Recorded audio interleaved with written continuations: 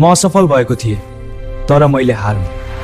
आज म सबैको प्रेरणा बनेको छु। एक केटा थियो जसलाई सबैले असफल भनेर चिन्थे। जहाँ जाँदा पनि अस्वीकार मात्र पाउँथ्यो। साथीहरू अगाडि बढे, ऊ पछाडि नै रह्यो। म हार मान्ने छैन।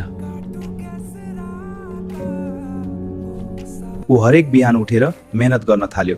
सानो काम, सानो सुरुवात। धेरै चोटी लड्यो, तर उठ्न कहिल्यै छोडेन। केही वर्षपछि उही असफल भनिएको केटा आज सबैको प्रेरणा बन्यो।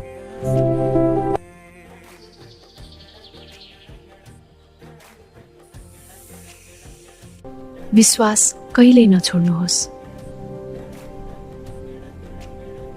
यो भिडियो मन पर्यो भने लाइक, कमेन्ट, फलो, शेयर र सब्स्क्राइब गर्नुहोला।